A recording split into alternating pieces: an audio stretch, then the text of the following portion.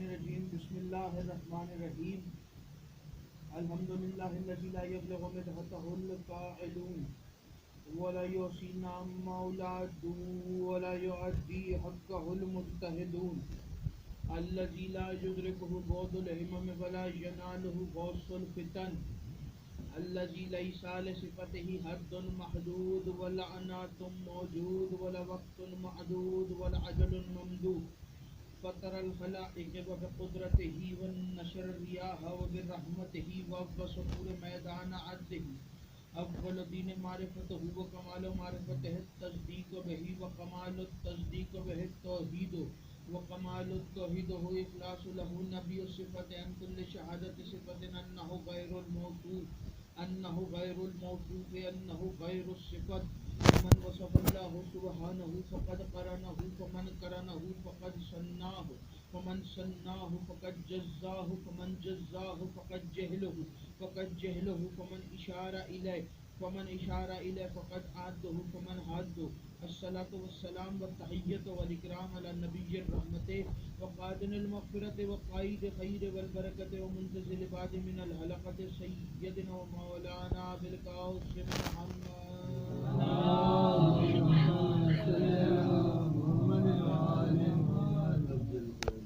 اما بعد بسم اللہ الرحمن الرحیم خاندان زہرا پر بلند آواز سے اللہم صلی علی محمد وآل محمد وہ ہمیں پروردگار عالم سے قربانیان کا یہ تمام فرض کے اخراجات کو بھی کاوش پر اپنی بارگاہ میں قبول و مقبول فرمائے آپ حضرات کا اس فرش پہ چلایا میرا عزیز طالب اللہ اپنی بارگاہ میں قبول فرمائے آپ حضرات کو اس فرش پہ آنے کا بہترین اجر عطا فرمائے کوئی غم نہ دے سوائے غم حسین کے لاکھوں دعاؤں کی ایک دعا میرے اللہ قبر کی پہلی رات ہو زیارت امیر نصیب فرما قیامت کا دن ہو شفاعت شبیر نصیب فرما محشر کے روز خاتم قرآن خاص میں دامن اہل بیت نصیب فرما ہمارے آخری وارث کا ظہور جلد سے جلد فرما ہمیں ایمان کے انوار و انصار میں شامل فرما اور ہر عزادار کو مرنے سے پہلے لازمی مرتبہ تمام زیارات مقدسہ کی زیارت نصیب فرما تمام دعاؤں کو قبولیت تک پہنچائے سہارا درود کرنے ایک دفعہ مل کے سارے بلند آواز سے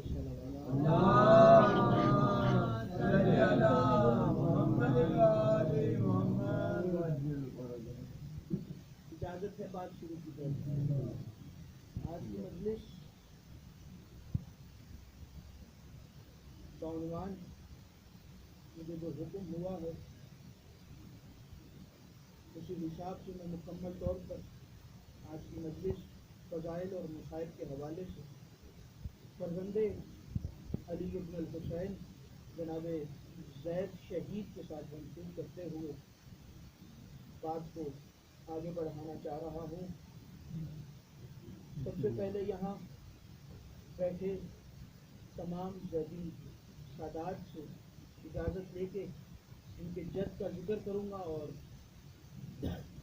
یہ میری خوش نصیبی ہے کہ میں پہلی دفعہ منبر سے زیدی سادات کے سامنے ان کے جد کا ذکر کرنے لگا ہوں.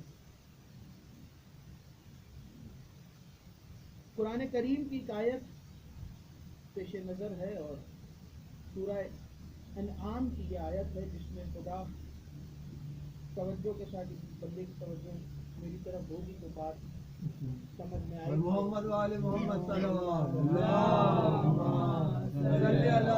محمد وآل محمد. اور ویسے بھی ہم کبھی بھی اپنے محسنوں کو فراموش نہیں کیا کرتے. ہمارا یہ شیوا ہی نہیں ہے کہ ہم اپنے محسنوں کو فراموش کریں. وہ اور ہیں کہ جن کے بڑے بڑے تاریخ کے نام جن کے تاریخ میں تو موجود ہے لیکن ان کے بڑوں نے ایسا کوئی کام نہیں کیا جس کو یاد کیا جائے. انہوں نے آج تک کوئی ایسا کام تاریخ میں نام موجود ہے لیکن ان کے کام ایسے نہیں ہیں کہ ان کو یاد کیا جائے یا ان کا ذکر کہیں کیا جائے. لیکن ہمارے محسن ایسے ہیں, ہمیں اپنے محسنوں پر فخر ہے کہ ان کے کام, ان کے کچھ واقعات, ان کے جو زندگی کے حالات ہیں وہ ایسے ہیں کہ ہم فخر کے ساتھ منبر پر بیٹھ کے بتا سکتے ہیں کہ ہمارے ایسے ہیں جن کو ہم مانتے ہیں. قرآن کریم کی آیت جس میں خدا فرما رہا ہے، سورہ انعام کی آیت ہے، خدا فرما رہا ہے کہ ہم نے ابراہیم کی ذریت میں، اب توجہ کیجیے گا، ہم نے ابراہیم کی ذریت میں داؤد، سلیمان، ایوب، یوسف، داؤد، سلیمان، ایوب، یوسف، موسیٰ اور ہارون کو رکھا۔ ابراہیم کی ذریت میں، میں پھر سے نام گنوا رہا ہوں، ابراہیم کی ذریت میں اللہ کہہ رہا ہے سورہ انعام میں، ہم نے ابراہیم کی ذریت میں داؤد، سلیمان، ایوب، یوسف، موسیٰ اور ہارون کو رکھا ہے۔ اور ہم کبھی بھی اپنے محسنوں کو بھلاتے نہیں ہیں، ہم اپنے محسنوں کا بدلہ ادا کر دیا کرتے ہیں۔ اور اس کے بعد اگلی ہی آیت میں اللہ نے 4 انبیاء کے نام اور گنوائے جن کو ذریت ابراہیم نے رکھا، جس میں یحییٰ، زکریا اور عیسیٰ شامل ہیں۔ دربار ہے ہارون رشید کا، اور دربار میں 7ویں امام جناب امام موسی کاظم،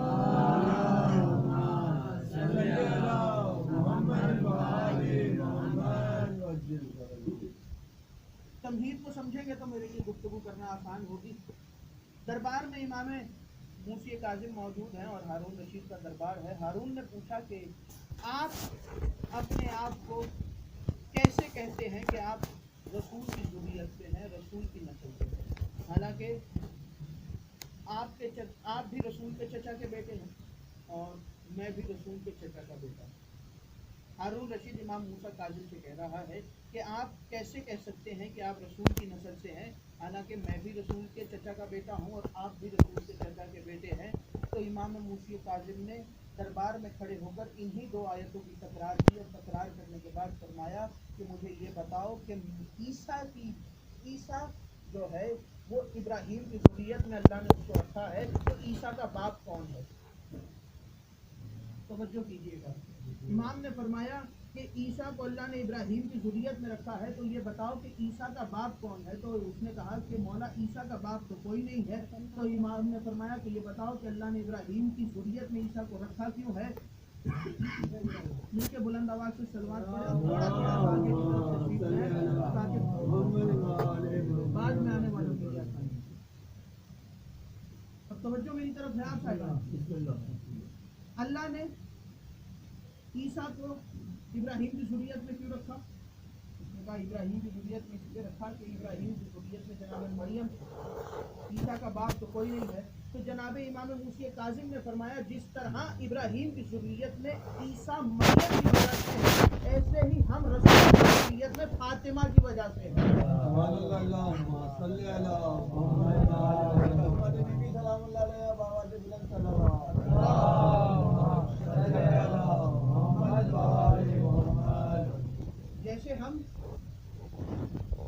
جیسے عیسیٰ ابراہیم کی ذریت میں مریم کی وجہ سے ہے، ویسے ہی میں رسول کی ذریت میں فاطمہ کی وجہ سے۔ بات آگے بڑھی امام موسی کاظم، اور یاد رکھیے گا ذریت جو میں نے ابراہیم کی گنوائی، جناب امام سید الساجدین علیہ السلام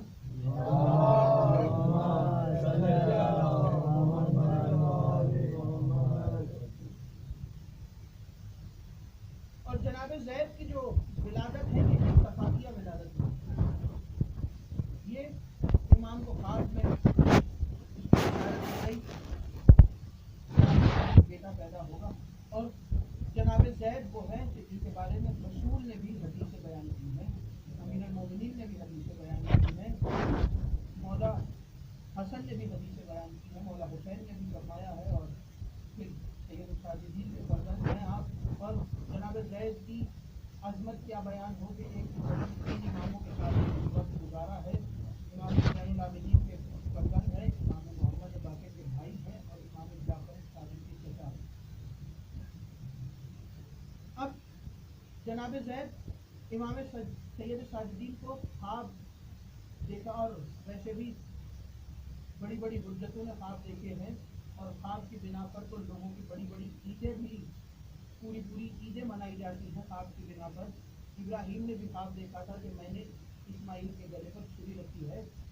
جناب امام زین العابدین نے خواب, اور یہ روایت کسی عام شخصیت نے نہیں کی بلکہ بہت ہی معتبر امام سجاد کے معتبر صحابی نام ہے ابو حمزہ شمالی, جن کے نام پر ایک پوری دعا بھی امام نے ارشاد فرمائی ہے, جسے سحر کے وقت پڑھنا بہت ہی لائق عبادت سمجھا جاتا ہے اور پڑھنا چاہیے, اور وہ واجب ہے پڑھنا. ایک مرتبہ تو لازمی ہر شخص کے اوپر واجب ہے جو دعائے ابو حمزہ شمالی پڑھے. ابو حمزہ شمالی نے یہ روایت کی ہے کہ میں ایک دن امام کے گھر گیا تو میں نے دیکھا کہ امام خوش ہیں اور مسکرا رہے ہیں. تو میں نے امام سے فرمایا کہ مولا آج خیریت تو ہے کہ آج آپ مسکرا رہے ہیں, اس بات پر مسکرا رہے ہیں؟ تو امام نے فرمایا کہ کل شب میں نے خواب دیکھا تھا. کیا خواب دیکھا تھا؟ اب توجہ کیجیے گا. خواب یہ دیکھا تھا کہ رسول خدا نے میرا ہاتھ پکڑ کر مجھے جنت میں داخل کیا, میرا ہاتھ پکڑ کر مجھے جنت میں داخل کیا, اور جنت میں داخل کر کر میرا عقد ایک حور کے ساتھ پڑھایا. امام فرما رہے ہیں کہ میرا عقد ایک حور کے ساتھ پڑھایا, اور جب میرا عقد ہو گیا تو ندائے ہاتف غیبی آئی کہ اے سجاد تمہیں زید مبارک ہو, اے سجاد تمہیں زید مبارک ہو, اے سجاد تمہیں زید, اور 3 مرتبہ یہ صدا آئی کہ اے سجاد تمہیں زید مبارک ہو. اگلے دن جب امام صبح ہوئی, خواب دیکھ چکے, دروازے پر دستک ہوئی, اور یہ سنیے گا, اور جناب زید کی والدہ کا نام کسی نے پورا لکھا ہے اور کسی نے بھولیا لکھا ہے. بعض اور روایتیں ہیں لیکن یہ 2 نام جو ہیں یہ روایات میں زیادہ ملتے ہیں. دروازے پر دستک ہوئی, امام نے شب میں خواب دیکھا کہ اے سجاد تمہیں زید مبارک. دروازے پر دستک ہوئی اگلے دن, جب پوچھا گیا کون ہے تو معلوم ہوا کہ جناب مختار نے امام سجاد کی خدمت میں ایک کنیز بھیجی ہے. توجہ کیجیے گا, جناب مختار نے امام سجاد کی خدمت میں ایک کنیز بھیجی ہے جو کہ جناب مختار نے ایک بازار سے 30,000 دینار میں خریدی تھی, اور جب خرید لیا تو جناب مختار نے کہا کہ یہ میرے لائق نہیں ہے, اس کو امام کی کنیزی میں جانا ہے. اور پھر اس کنیز کو جناب امام سید الساجدین کی کنیزی میں بھیجا, اور امام کا اس تحفے کو جو مختار کی طرف سے بھیجا گیا قبول کرنا بھی یہ بتا رہا ہے کہ اس میں کوئی نہ کوئی امام کی مصلحت شامل تھی. کیونکہ یہ عام انسان ہے کہ ہم کوئی تحفہ دیں تو اسے نہیں پتہ چلے گا کہ یہ حلال ہے یا حرام ہے, لیکن وہ تو امام ہے, انہیں معلوم ہے کہ ہمارے لیے اچھا کیا ہے اور ہمارے لیے برا کیا ہے, حلال کیا ہے, حرام کیا ہے, کیونکہ وہ علم غیب رکھتے ہیں. مختار نے تحفہ بھیجا. اب خواب کون ڈالتا ہے؟ اللہ. یعنی کہ سید سجاد کی اس خواب کی تعبیر کو اللہ نے مختار کے ذریعے پورا کیا.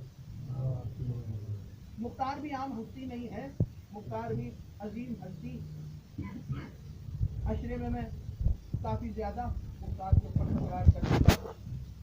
مختار کے ذریعے اللہ نے سید سجاد کی خواب کو تعبیر کر دی, اور مولا کو مولا کے ساتھ عقد کیا. عقد کے بعد جو بیٹا پیدا ہوا اس کا نام مولانا زید ہے. جناب زید اور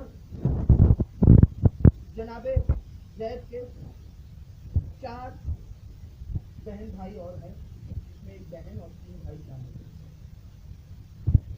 جناب زید کی ایک الگ فضیلت, ایک الگ منزلت.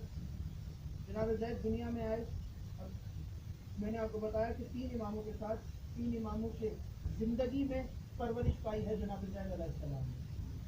اور رسول خدا نے جناب زید کے بارے میں حدیثیں بیان کی ہیں, جس میں پہلی حدیث یہ ہے کہ رسول خدا اس مقام پر جا رہے تھے, سفر میں تھے کہ ایک مقام پر رکے اور رک کے رونے لگے. جب آنکھوں میں آنسو آئے تو ایک شخص آگے بڑھا اور آگے نے کہا کہ یا رسول اللہ حیثیت تو ہے کہ آپ ابھی تو سفر طے کر رہے تھے اور اب اچانک اس مقام پر رک کے رونے لگے. تو فرمایا کہ یہ وہ مقام ہے کہ جہاں میری نسل میں سے میرا فرزند ہوگا جس کا نام زید ہوگا اسے سولی پر لٹکایا جائے گا. دوسری جگہ پر رسول خدا نے مولا حسین کو اپنے پاس بلایا اور کہا کہ اے حسین، ابھی جبرائیل آئے تھے اور جبرائیل نے بتایا کہ آپ کی نسل سے ایک بیٹا پیدا ہوگا اور اس کا نام زید ہوگا، آپ کو اس کی مبارکباد ہے. رسول نے مولا حسین کو مبارک دی ہے حضرت زید کی. حضرت زید جناب سید الساجدین کے فرزند سے پہلے سب سے پہلے جو شروعاتی دن تھے زندگی کے وہ سید الساجدین کے ساتھ گزارے. جب شہادت امام سجاد ہوئی تو اس کے بعد امام محمد باقر کی سرپرستی میں رہے اور اس کے بعد جب امام محمد باقر کی شہادت ہوئی تو پھر امام جعفر صادق کے ساتھ رہتے تھے. اور جب جناب زید نے خروج کیا ہے تو امام جعفر صادق سے اجازت لے کے خروج کیا ہے جہاد سے. بغیر امام کی اجازت کے جناب زید جہاد کے لیے گھر سے نہیں نکلے. اور امام محمد باقر نے اپنے قریب بلایا، اور یہ سنیے گا، امام محمد باقر نے قریب بلایا اور قریب بلا کے کہا کہ اے زید، خدا آپ کی ماں پر رحمت نازل کرے.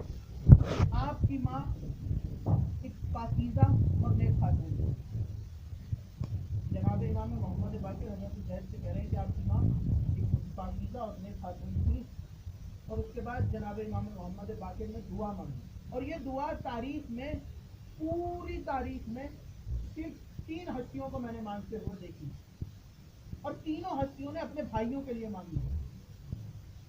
توجہ کیجیے گا، تینوں ہستیوں نے اپنے بھائیوں کے لیے یہ دعا مانگی ہے. جناب امام محمد باقر نے فرمایا کہ اے میرے پروردگار، زید کے ذریعے میری کمر کو مضبوط کر. امام باقر نے فرمایا کہ میرے پروردگار، زید کے ذریعے میری کمر کو مضبوط کر.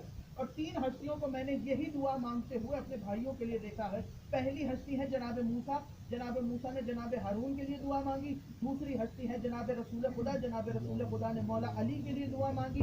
اور تیسری ہستی ہے جناب امام محمد باقر. امام محمد باقر نے جناب زید کے لیے یہ دعا مانگی.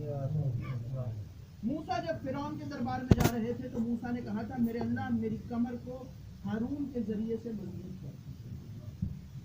اور رسول نے فرمایا تھا دعوت ذولا شیرہ کے بعد کہ میرے اللہ میری کمر کو علی کے ذریعے سے مضبوط کر. اور امام باقر نے فرمایا کہ میرے اللہ میری کمر کو زید کے ذریعے سے مضبوط کر. اور جناب زید کے منزلت بیان کرنے کے لیے اگر تفصیل میں جایا جائے تو طویل وقت چاہیے. جناب زید کی فضیلت اور جناب زید کے فضائل پڑھنے کے لیے کم سے کم 4 سے 5 مجلسیں ہوں تو جناب زید کو تھوڑا سا جا کے ان کی فضیلت بیان کی جا سکتی ہے. اگر مکمل تحقیق کے ساتھ بیان کیا جائے تو کم سے کم 5 چاہیے جناب زید کو. امام باقر نے کیا کہا کہ میرے اللہ میری کمر کو زید کے ذریعے مضبوط کر. اور میں نے کیا کہا 3 حجتوں کے دور میں جناب زید علیہ السلام رہے. علیہ السلام جناب زید 3 حجتوں کے دور میں رہے. 3 حجتوں کے ہوتے ہوئے، یہ جملہ سنیے، 3 حجتوں کے ہوتے ہوئے جو عالم آل محمد مشہور ہو جائے اسے زید کہتے ہیں. 3 اماموں کے ہوتے ہوئے جو عالم آل محمد مشہور ہو جائے اسے زید کہتے ہیں. ابو حمزہ صومالی اور امام کے ایک اور مشہور صحابی، ان دونوں نے مل کے ایک کتاب لکھی جس کتاب میں امام کے دشمنوں کی نفی کی گئی، اہل بیت کے دشمنوں کی نفی کی گئی. یا جملہ بدل کے کہوں کہ اہل بیت کی عزت اور تکریم میں وہ کتاب لکھی گئی. اور وہ پھر امام محمد باقر کی خدمت میں حاضر ہوئے ابو حمزہ صومالی تو فرمایا کہ مولا ہم نے یہ اہل بیت کی شان میں کتاب لکھی ہے اور دشمنوں کے خلاف کتاب لکھی ہے، تو اگر آپ ایک مرتبہ آپ کی اجازت ہو تو ہم آپ کو پڑھ کے سنانا چاہ رہے ہیں تاکہ آپ سن لیں اور ہمیں بتا دیں کہ اس میں کہاں کیا غلطی ہے، تاکہ ہم اس کو صحیح کر لیں. ہماری دلائل جو ہیں ان کو دیکھ لیں کہ کیا وہ محکم ہے یا نہیں ہے. تو امام نے فرمایا کیا تم نے یہ کتاب زید کو دکھائی ہے؟ کیا تم نے یہ کتاب زید کو دکھائی ہے؟ اور پھر وہ وہاں سے اٹھے اور جناب زید کے پاس گئے اور جناب زید سے کہا کہ ہم نے یہ کتاب اہل بیت کی شان میں لکھی ہے اور دشمنوں کے خلاف لکھی ہے. تو جناب زید نے کہا کہ ماشاءاللہ مجھے کتاب پڑھ کے سناؤ. جب انہوں نے کہا وہ کہتے ہیں کہ ہم نے جب جناب زید کو کتاب پڑھ کے سنانا شروع کی، ہم ایک ایک دلیل سناتے جاتے تھے جو ہم نے کتاب میں لکھی تھی. توجہ دیجیے گا، جو ایک ایک دلیل ہم نے کتاب میں لکھی تھی وہ ہم حضرت زید کو سناتے جاتے تھے، اور لمحہ نہیں گزرتا تھا کہ حضرت زید اس کی نفی کر دیتے تھے. جب کتاب ختم ہوئی تو وہ کہتے ہیں کہ ہم اس بات پہ حیران تھے، ہم دو باتوں پر حیران تھے. پہلی یہ تھی، ہمیں سمجھ نہیں آ رہی تھی کہ ہم کس بات پر حیران ہوں، کس بات پر تعجب کریں. پہلی بات یہ تھی کہ زید نے پوری کتاب سنی اور سن کے اس کی نفی کر دی. دوسری بات یہ تھی کہ زید نے پوری کتاب سنی اور ایک ہی دفعہ میں یاد کر لی. پوری کتاب سنی اور ایک ہی دفعہ میں یاد کر دی. وہ وہاں سے اٹھے اور امام باقر کی بارگاہ میں حاضر ہوئے، کیونکہ امام نے کہا تھا کہ جو زید جواب دیں گے وہ مجھے آ کے بتانا. وہ بارگاہ محمد باقر میں آئے اور امام محمد باقر کو بتایا کہ جناب زید نے کتاب میں یہ غلطی نکالی ہے اور اس کی کچھ دلیلوں کی نفی کی ہے. تو امام محمد باقر سے انہوں نے کہا کہ مولا ہمیں تعجب ہوا کہ جناب زید نے ایک ہی لمحے میں جب جیسے ہی ہم نے کتاب سنائی تو انہوں نے پوری کتاب یاد کر لی. ہمیں اس پر تعجب ہوا. تو امام محمد باقر نے کہا کہ 4 برس کے جو جناب زید، جب سید الساجدین نے پہلا امتحان لیا تھا جناب زید کا، امام نے فرمایا کہ زید 4 برس کے ہیں. امام نے فرمایا زید مجھے قرآن کی تلاوت کر کے بتاؤ.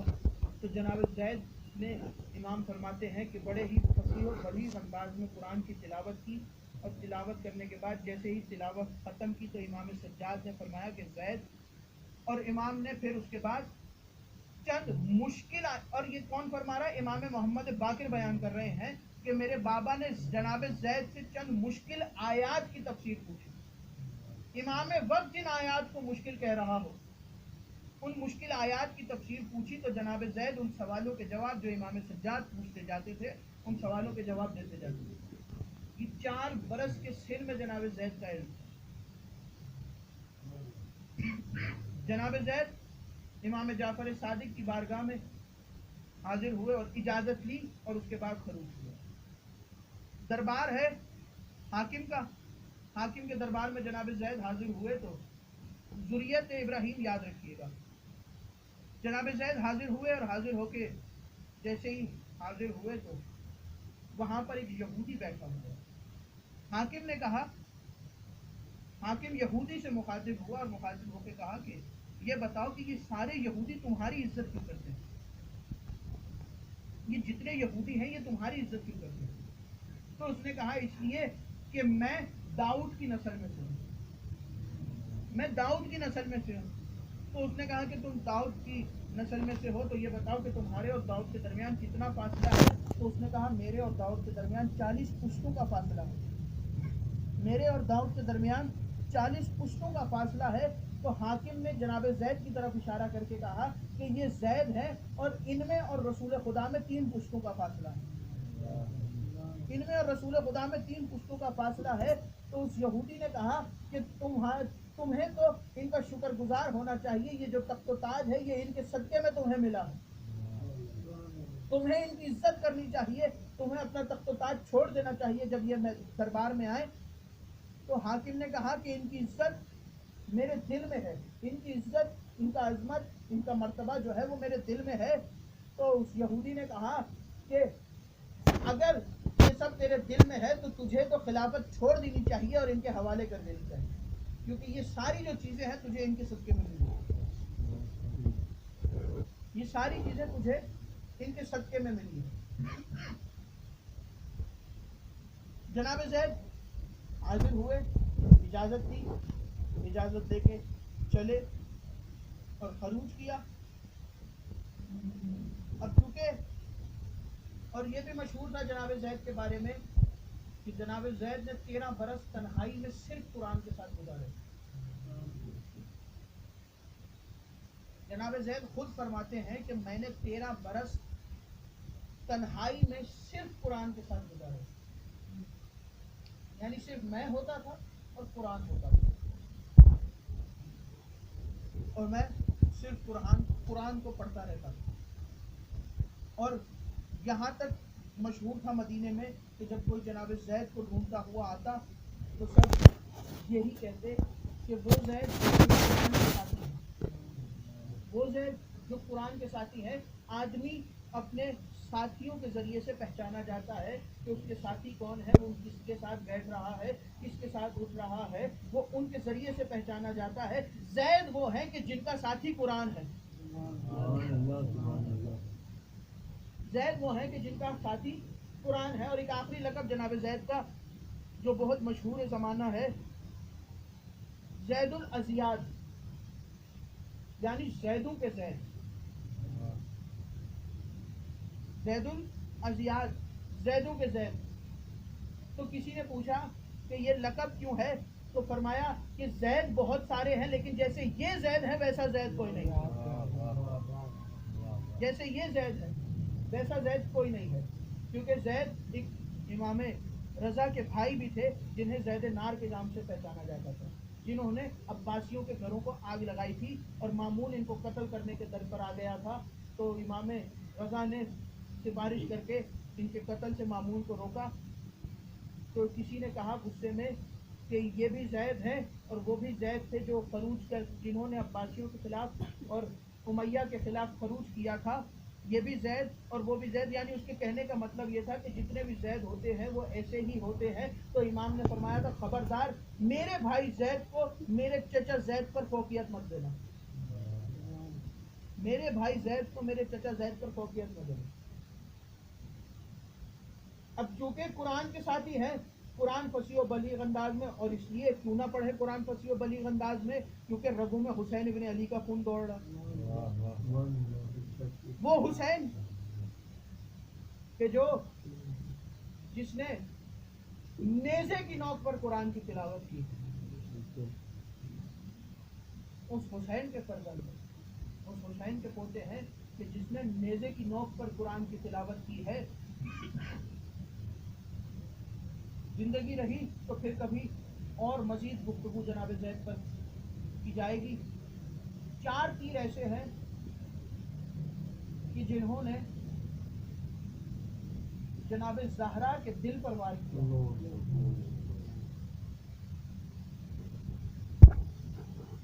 4 تیر ایسے ہیں جنہوں نے جناب زہرا کے دل پر وار کیا.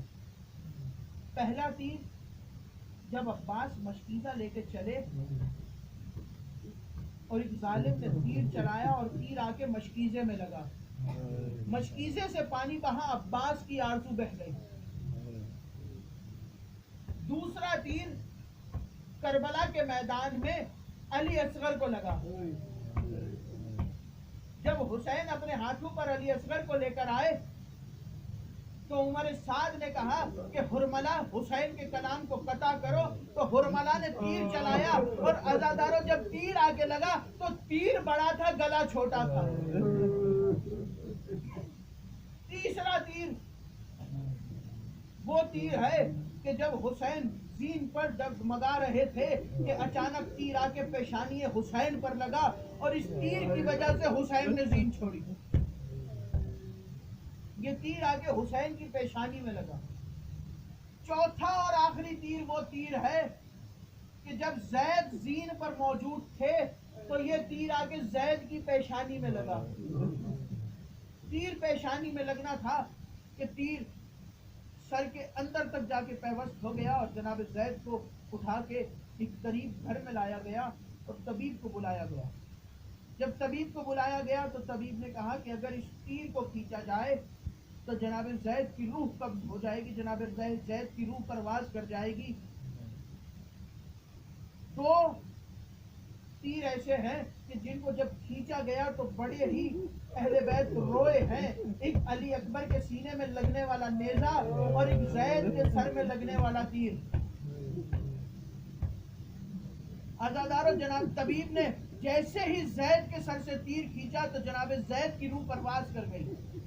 جناب یحییٰ جو کہ فرزند ہے جناب زید کے، تو انہوں نے جناب زید کو دفن کرنے کا کہا. تو انہوں نے کہا کہ کہاں دفن کیا جائے، کیونکہ پوری دنیا زید کی مخالف ہے. جناب زید کو کہاں دفن کیا جائے تو قریب ہی ایک نہر تھی. جناب زید کو نہر کے قریب لے کے جایا گیا. نہر کا پانی روکا گیا اور پانی روک کے نہر کے درمیان، دریا کے درمیان جناب زید کی قبر بنائی گئی. امام فرماتے ہیں کہ جو زید پر گریا کرے گا وہ قیامت والے دن جنت میں بغیر حساب کے داخل ہو جائے گا. تو جناب زیدی سادات سے کم زیدی سادات آج اپنے جد کے اوپر ضرور گریا کریں.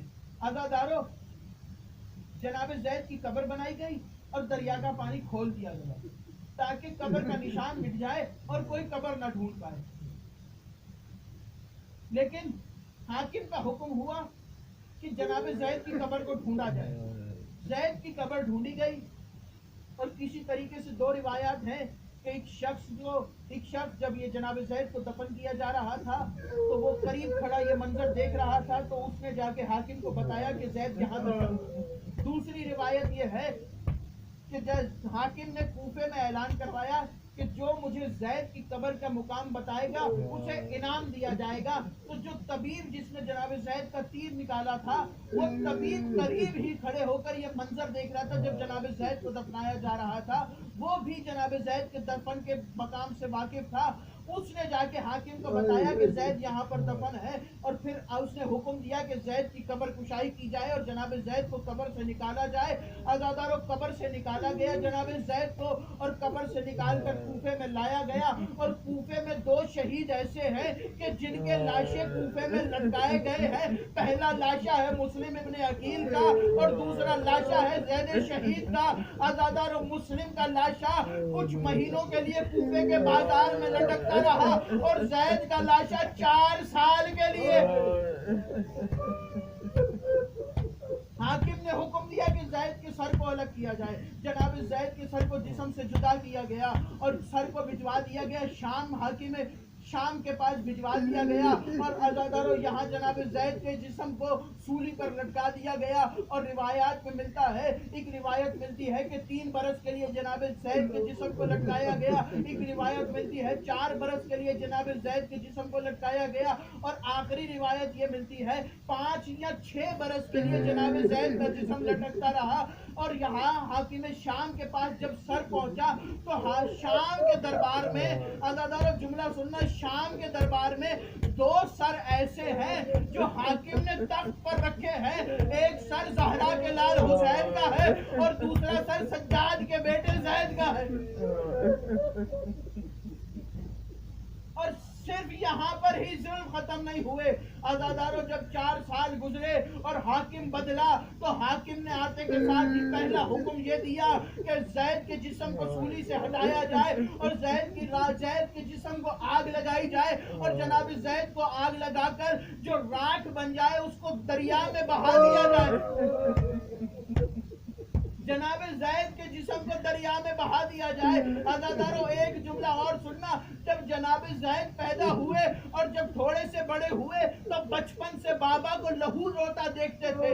بچپن سے بابا کو لہو روتا دیکھتے تھے. ایک دن امام باقر سے سوال کیا، بھیا یہ بتائیے کہ کربلا میں ایسا کیا ہوا تھا کہ بابا آج تک خون کے آنسو روتے ہیں؟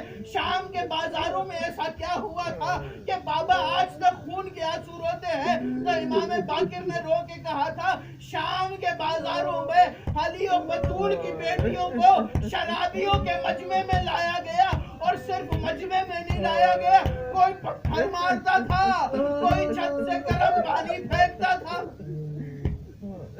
الا لعنت اللہ علی قوم الظالمین. ماتم حسین.